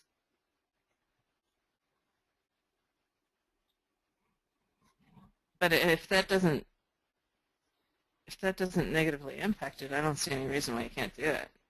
We could put the header code in there to just redirect the people from Google over to his new subdomain. Yeah, exactly. And anybody that types in the site directly just sees the normal site. Yeah. Which might be the other thing, but that would solve issues. Yeah, exactly. Razzle asks, can I assume that using vSilo Builder, you're always the safest looking at depth flexibility? So the deal was, the reason why we wrote Simple Silo Builder was because these two require quite a bit of static content before you can actually get to posting your blogs. And some people just want to write blog posts. So this lets you do that. You can just have your one level of static content, and then you can post. And so I would say, rather than, assuming that this is going to provide you more flexibility, I'd really want to have a pretty good idea about what it is that you're trying to do. So these two make really good money sites, and this makes really good blog. And that's basically the way that I look at it. Oh, there's a long question over here. Hang on. There's two of them, actually. All right. Is there any instance when joining your RSS page, sticky with a news website RSS that updates regularly, might be dangerous? No, there's no problem with that. So Dietrich asks, a few webinars ago, I had mentioned that you could provide a few RSS submission sites that had a DA of 55 or above. Haven't seen that yet. Ouch. Let me write it down. Hang on. RSS sites for Director's Cut with high DA. All right.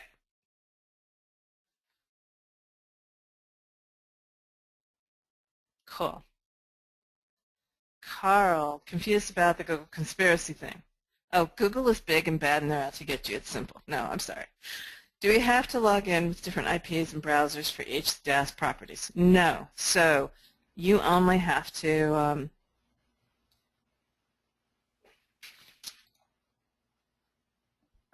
so what I do when I'm doing something that I don't want to have Google know what it is that I'm doing, I use a different browser. Like my main browser, I like the cookies and I like the cache and all of that, so I keep it. So I open up something like Internet Explorer that I don't like, or I don't use Chrome for anything actually. So it's something like either Safari or Internet Explorer or something like that, and then so long as you're not actually using Google as one of your DAS properties, and you're not logging in with a Google ID into one of the other DAS properties, you should be fine. You can just log in with, you don't have to clear everything, you don't have to change your IPs, you don't have to change your MAC addresses, all that kind of good stuff. You don't have to be too paranoid. Now, I would be paranoid with PBNs. Oh, well, only if you've got some kind of Google code on there. Now, if you're logged into Gmail, the Gmail of your blog, and you go to Blogger, and you're already logged in with that Gmail account, that's fine. No, you don't have to change it. It's just like if you're logged in with one Gmail account and you're blogging in Blogger, and then you're going to go log into another Gmail account and go blog in another Blogger, then you're going to want to change. You're going to want to purge everything and shift IP addresses and do that whole boogie at that point.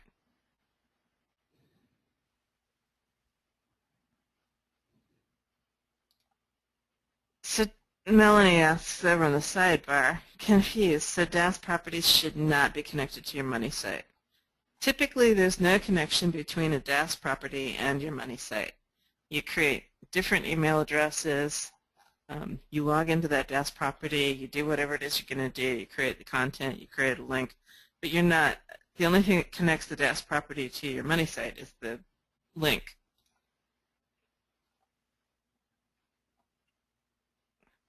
Matt, if you don't know by now, it's been over for years, Matt, just years.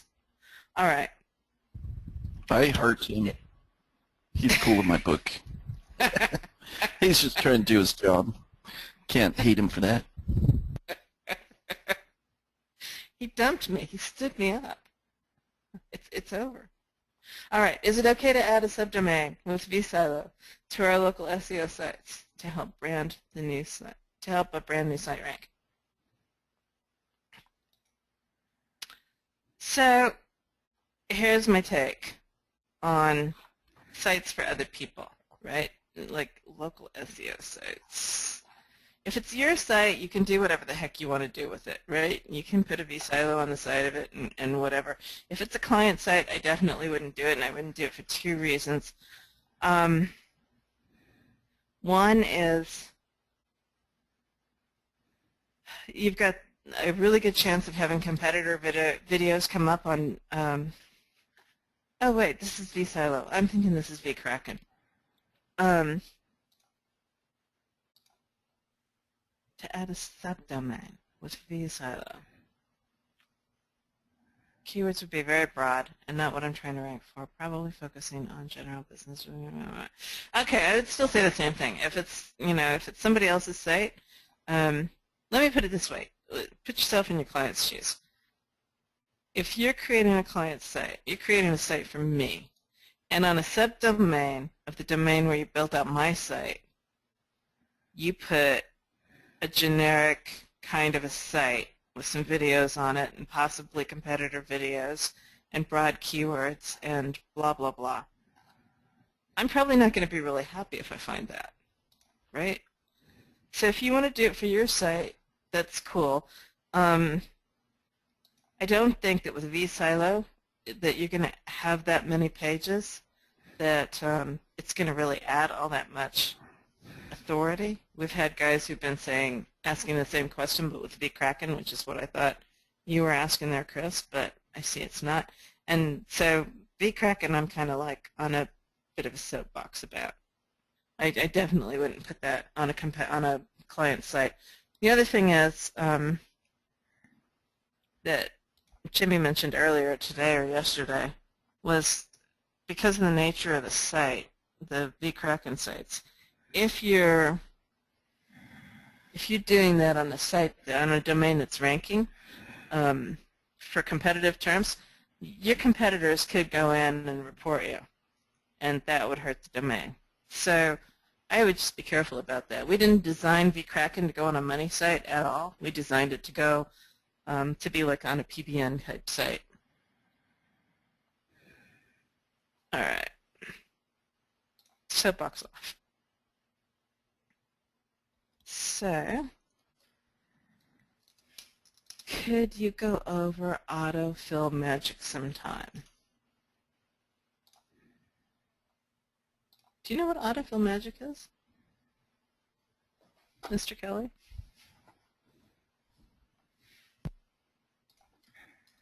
I do not. So then my answer, Peter, would be no.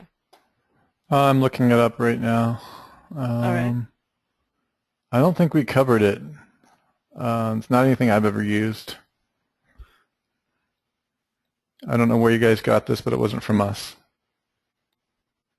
Yeah, no, this is not ours, guys, so we're not going to cover it. So, in fact, it looks quite scary to me. a black hat world. All right. So vKraken, we have videos that we just gave to David. They'll be over in the area here shortly. And DWS is coming, where it's called, the new version of that's called Network Empire Builder. And all of those videos are coming, and probably either next week or the week after, we'll do a quickie run through the tools and show you how everything connects. All right. How do you Well, we're here. What do you want? No, the best way to connect with us would be the help desk. Oops, I lost my help desk. Yeah, the domain of studio.zendesk.com/home. That's how you can find us. Can you promote more than one WordPress feed, each with different socials, in one Hootsuite account, or do you need one Hootsuite account for one WordPress feed? Again, depends on what you're trying to do. You can have as many feeds as you want running through Hootsuite, and up to 100 in a professional account. So I'm just trying to give you an example of how to think about this, because we didn't teach all of it. But let's say, God forbid, you wanted to do something like, I don't know, create a Twitter army. Well, the maximum number of Twitter accounts that you could import and manage into Hootsuite would be 100. If you wanted one feed to go to all 100 of those Twitter accounts, you just simply get your www.yourblog.com/feed, open up your Hootsuite account, go to the feed section as I revealed in my videos, and then run that same feed through all 100 Twitter accounts. What would happen then, therefore? Well, every time you published on that blog, you would automatically be posting to 100 Twitter accounts, except you have control of the Twitter accounts. Does that make sense? In other words, the presume is that you're either managing them as an agency, or they're yours, or whatever other things are against the terms of service for Twitter that you're doing. Okay, so the point is that you can mix and mesh that any way with any standard that you want. Hootsuite is just simply a threading tool that does a very, very good job with RSS feeds. But it's up to you to provide the accounts. Does that make sense? So you could really do it however you wanted to do that. Additionally, you could have 100 blogs, each with their own Twitter account, automated through Hootsuite as well. So you would have 100 RSS feeds tied to 100 unique Twitter accounts, one-to-one.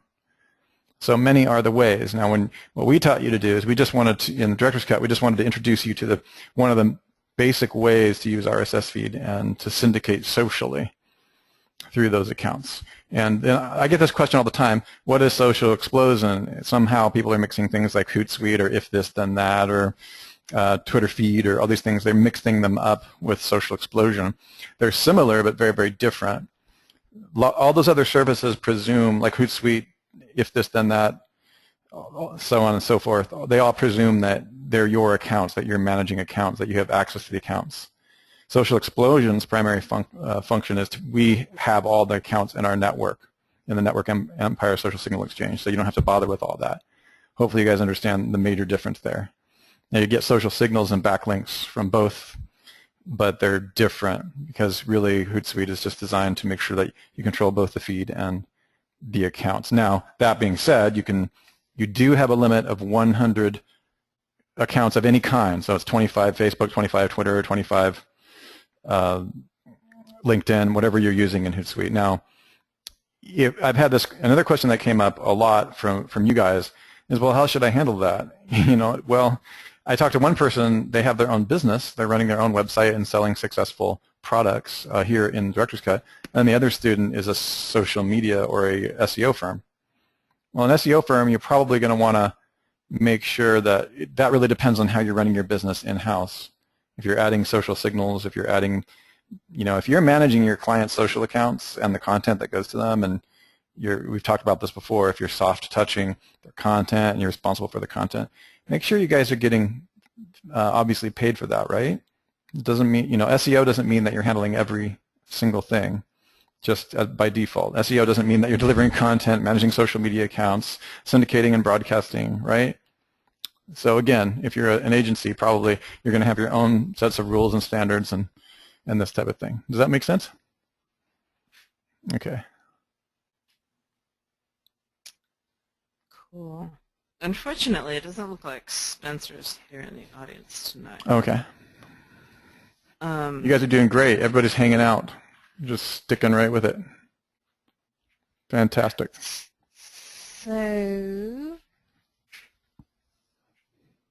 he's asking about how does he avoid being hit by EMD because the keyword that he's trying to target is in the domain name.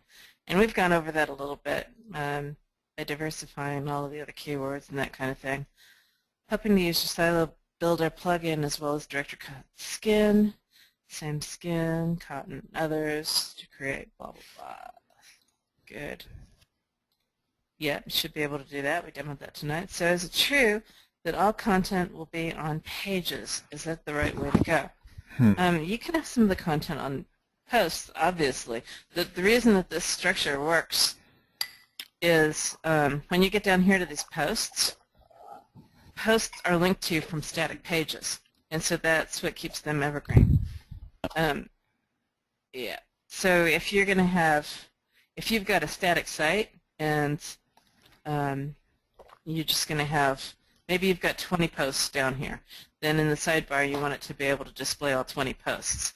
If this is revolving, if you're posting regularly and you want those to fall off, then just set that to whatever you want it to be. That's an option in the plugin, and then in the sidebar, and then you'll be good. So, content pages. Just repeating You the could same show them how to content. pull the pure diverse Pure diverse for their backlinks for an EMD using TLKT. Well, you could do that. Fine, I'll log in to the tool. Fine.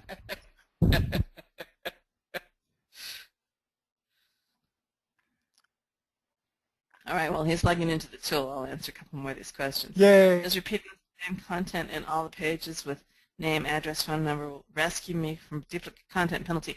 Right at the moment, yes. I wouldn't hold out that that's going to stay the same in the future. Regarding content, how much unique content should you have for each page? Well, dang, like, the more the better. Like, I would say a minimum of 350 words, and more is always better. What technique do you suggest for ranking these pages? The same as everything else. Ranking is ranking is ranking. What? Jimmy's going to show you in downlinks. Well, on this Keyword page, you should ride a Right? unicycle while rubbing your stomach. No, you never know. There might be a trick to specific kind of pages. Like there are slight variations. Well, like if it's, I noticed there is, like if it's an Amazon page, Jimmy does a little, like there might be. It's a decent question. Okay. You never All know. right. I can appreciate Yeah. that. So yeah, no. No. How fast can I expect to see rankings, assuming it's not a high competition keyword? You know, earlier today we had Fran, who was on our webinar, and she put up a VCracken site and didn't do anything to it, and she was ranking for heaps and heaps of pages. We're ranking #1 position. We've had guys rank really quickly. I would say like under a week. I want to say it's like 72 hours or something crazy for non-competitive keywords with a simple silo. 18 minutes. Dang! No, Right. fact. Regularly. No way. Oh yeah. Right. But that's using video. That's a little tricky. Yeah. But anyway, it's possible. Yeah, it can be pretty darn quick. Yeah. Looking forward to creating social properties. Do you suggest that I build social properties for each city or state or just one? Well, so here's the thing. What's your business model? When you build a social property and you put a link from that social property to your website, it passes domain authority, right? So you want to start off with your most competitive cities and put some domain authority to those cities. Now, as you insert domain authority into your website, it has this beautiful thing of just going everywhere and doing everything. And so let's say that you're, just for grins and giggles, let's say that this is a state, right? Let's say that this is Arizona. And so you've got Tucson, you've got Phoenix, you've got Mesa, you've got Chandler. And then here underneath Mesa, you've got all kinds of people, all kinds of local businesses, right? So if you put links here to Mesa, then it filters down and it filters up, and to a degree it filters side to side. It doesn't filter over here so much to, say, Nevada or over here to Texas.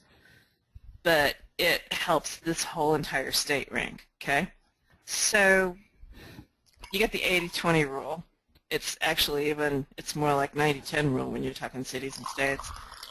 So you're going to want to start with the 10% of the cities that are highly competitive. Los Angeles, New York, Chicago, yada yada. And put your links toward those cities. And by the time you start to get, and I wouldn't just target one city and then move to the next city. As you're building your inbound links, you want to diversify toward all of your major cities.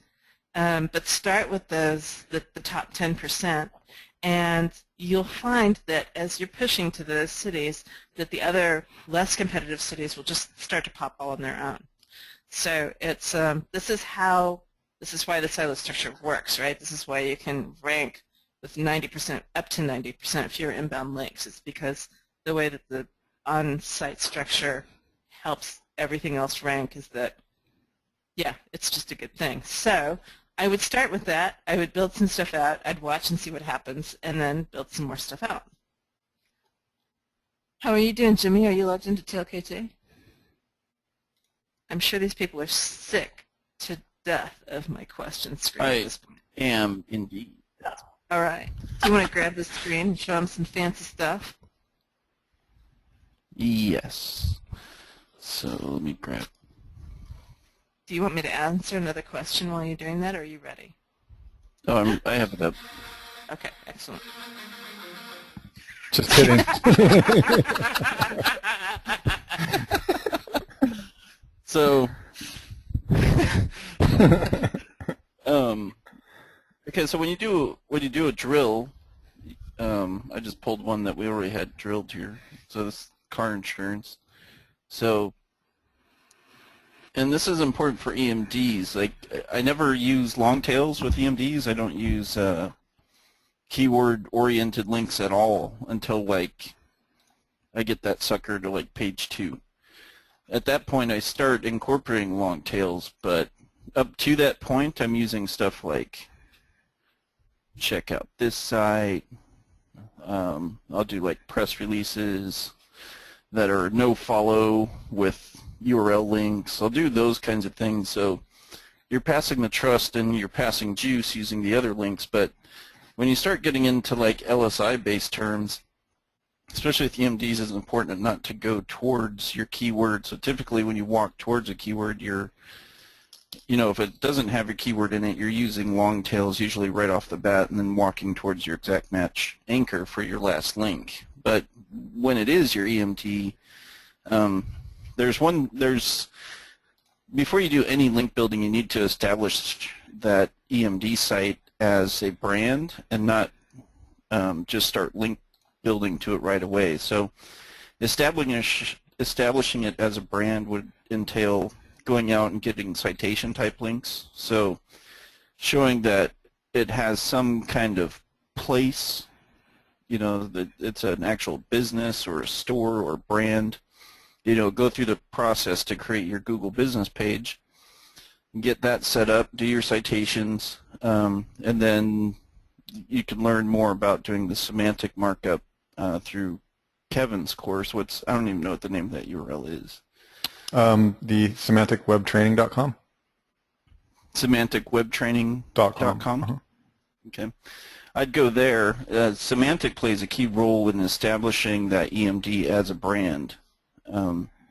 So these are all things I try to feed Google before I start doing any other types of links. But once you've established that brand presence for Google, then I start going into pure diverse. So when you're using the last keyword tool, you can come in here and you just click apply filter.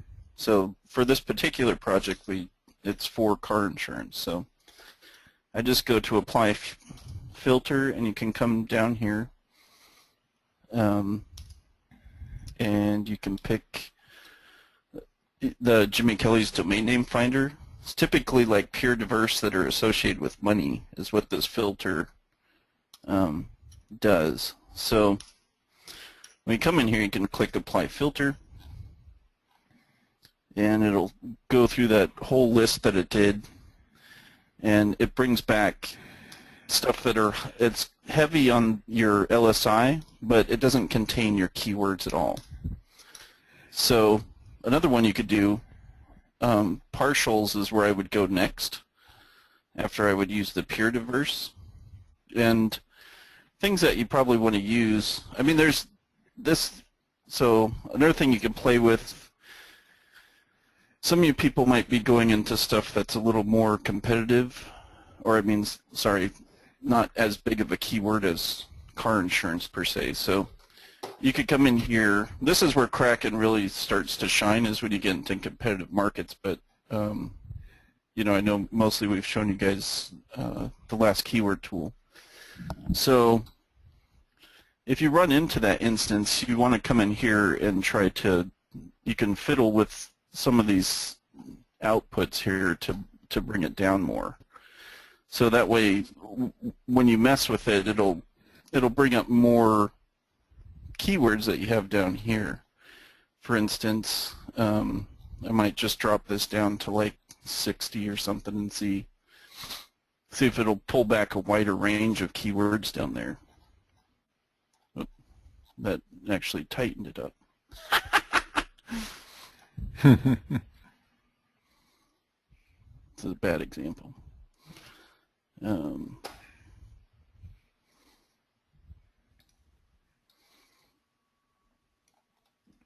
So it still came in with the same thing, but you can adjust these scores to your minimum LSI score. Like, you can tweak these more to make these words come up or down.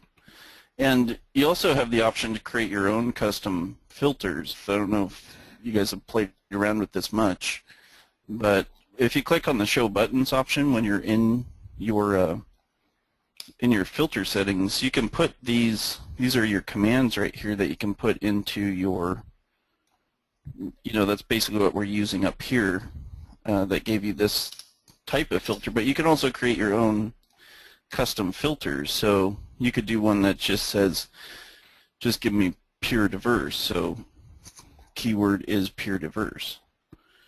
And you can go and you can put that into here to make it just show those types of keywords. See, and now you have just pure diverse, like every pure diverse, and then you can organize it by LSI or whatever you want to do. I mean, you can get pretty customized with your filters when you work with them. So these are type of anchors that I typically use. You know, sometimes you get stuff that's not really relevant, or maybe it's too broad match, but you know, you still got to kind of pick the type of anchors you're going to use. I still don't see our statistically improbable phrases in here. Did we ever get that one up? No. So, and you know, one other thing that you guys might like in here is like golden niches. These are like easy to rank for keywords that have money associated with them. So for this specific drill, like if I'm trying to rank for this, you know, this might this might be a bad example because it's such a big keyword. This is where you should use Kraken. But if you went into like SR22 insurance, this has really good conversion on it. I've ranked for that in the past, and it's a good money keyword. And not a lot of people go after it. So, but you can see it's got a $30 per click cost on your Google AdWords. So I mean, it's very powerful. But I'd suggest you guys just kind of play with some of these filters, because I mean, no matter what you're looking for, I mean, you can really come up with some really cool stuff. You know, like your competing pages doesn't have to be as high. You know, you can adjust that number down if you want to get more results back. And you can just play with some of the existing filters that are in here. But something to take note of, I don't know, you guys have training somewhere in the area for them. Isn't there, in Network Empire, you guys have training on the specific filters, don't you? Isn't it on TLKT somewhere? There is a TLKT entry, and I'm in the process of redoing some of those videos, so that'll be up and coming. So anyways, it's a cool keyword tool that you guys, and this is real good real-time data. There's not many out there that do that. And in fact, there's only one other one, isn't there, Sue? I think most of the others pull from like the historic 30 days or whatever. Yeah, and some of them, like Market Samurai, is frequently fresh, but not always. So they just don't bother to tell you when they're having issues. So anyways, yeah.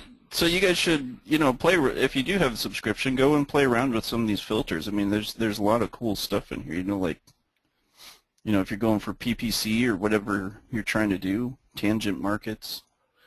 Like what are some other stuff you can go into? So, play around, experiment, break stuff. You could see, here you go, if I want to do car insurance, maybe some good other categories I might branch out to would be these, and I would say this lines up pretty good with what I know. So I know life insurance makes good money, health insurance used to until Obamacare came out. Huh. Now it's hard to find affiliates that will even do this with you. Yeah. But there's plenty of affiliate programs out there you can sign up for and make some good money on. Okay. Excellent. Excellent. So when we do the Webby with the tools, if you guys have got some specific filters that you'd like to see, we can play with that during that Webby. So just put that in your 3% now so you can think about it between here and there. We are at the top of the second hour, and I've got 4 questions. Go ahead and do our wrap-ups. Looks like we got 4 questions left. I only have 4 questions left.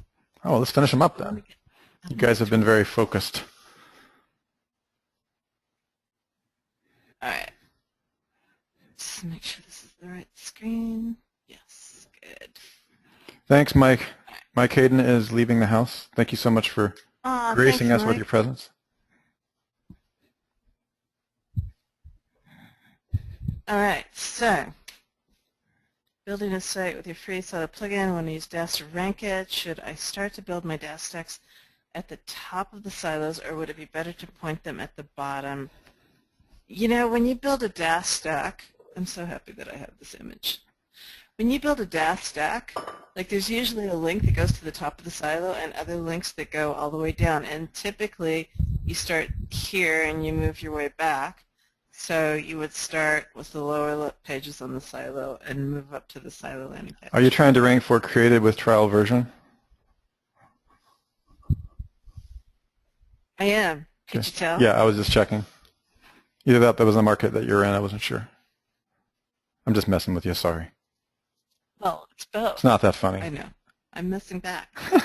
Just installed the OneFeed Supercharger Social Explosion plugins on my money site. Busy adding the RSS feeds. Not easily finding the feeds from my 2.0 site. So we have a video and a process map in the Director's Cut that specifically tells you how to find all that stuff.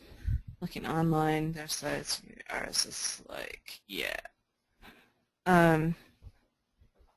there are sites that will give you your RSS, like YouTube RSSfeed.com. Is this a good practice? No, no, I would not go through them. You want to come right smack from your 2.0s to your money site. Also, I'm still a little fuzzy on the OneFeed Advanced training map as it shows in the Director's Cut. Sue says at one point that you can do it all under one roof in regards to Social Explosion. Does that mean that you can ditch Hootsuite if you have a Social Explosion? I've already answered that tonight. Okay, good. That's a very common question. Does everybody, I want to just make sure it's very important, does everybody understand the difference between a pre-existing network of people who are willing to, that you can post your links through versus managing your own accounts which you have to create through Hootsuite? There's similarities, of course. I do both, just so you guys know. I manage my top level through Hootsuite and other types of systems. If this, then that is possible, as well as everyone knows if this, then that goes to various other locations, other 2.0s. Okay, so these are the things that I do both of them. Okay? I want to make sure that everybody knows the difference because it's a really, really common question.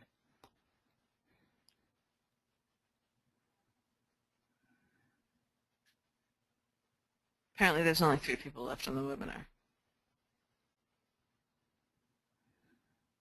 Okay, great. Well, there says there's more. They're probably just all asleep. No, it's good.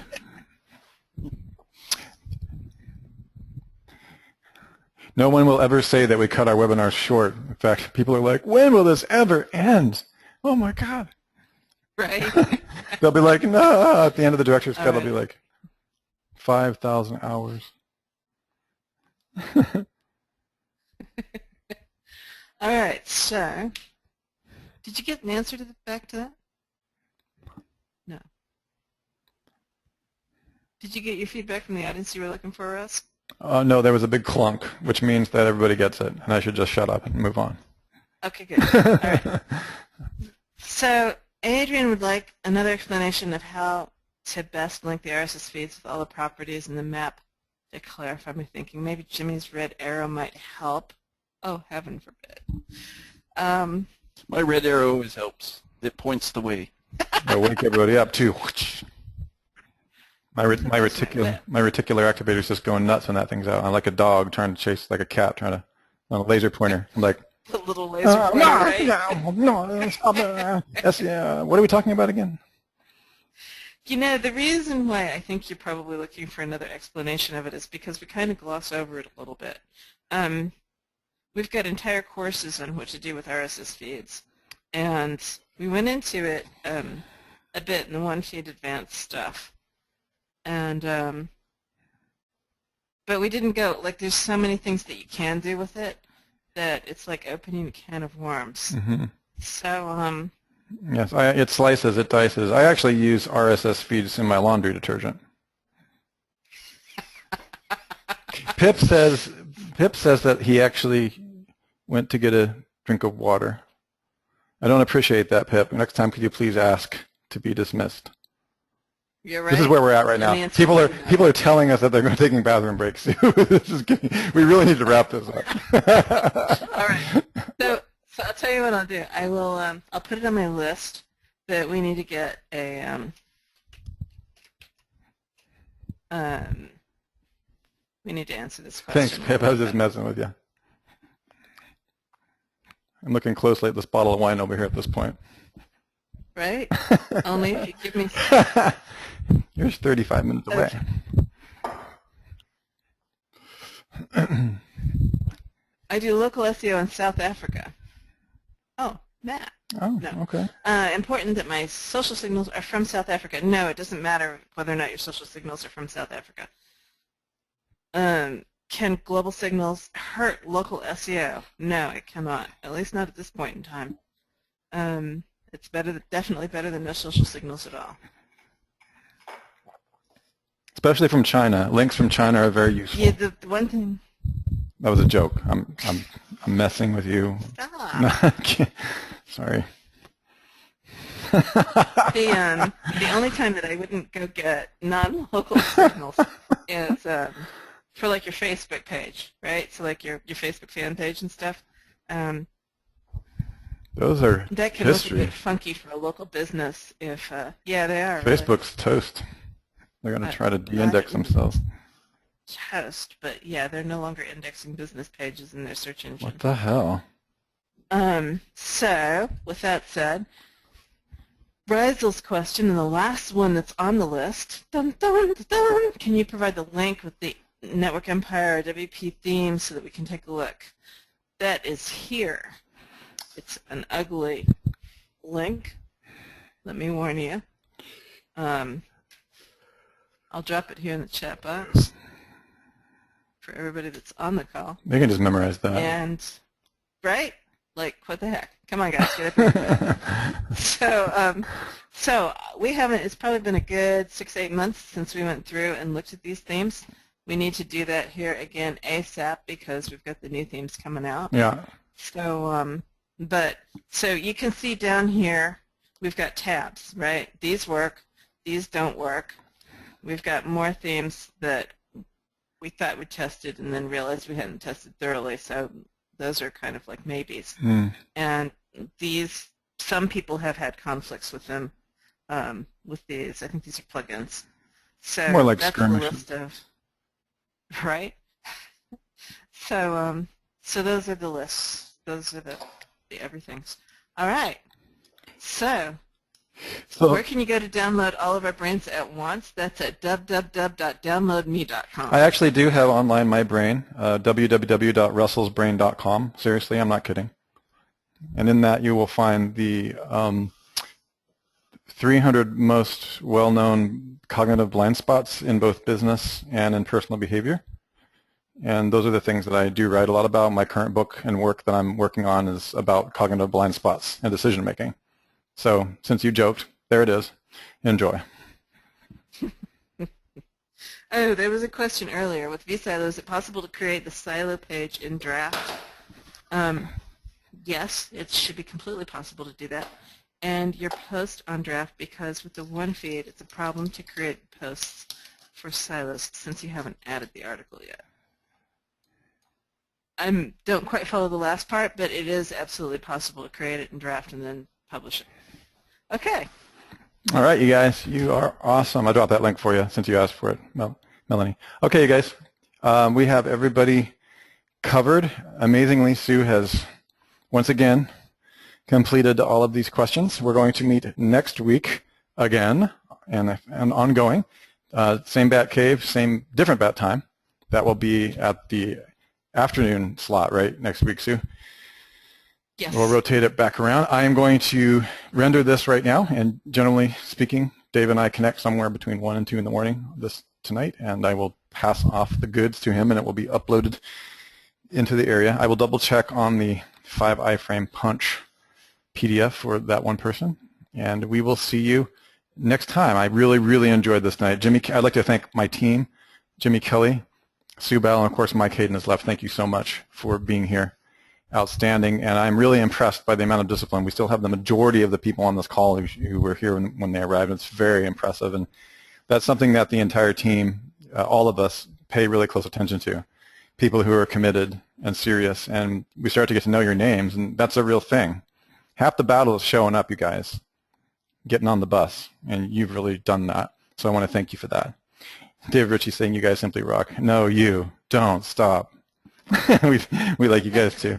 All right, we'll catch you next time. You guys are great. Good night, everyone. Thank you so much. Thanks, Jimmy. Good night.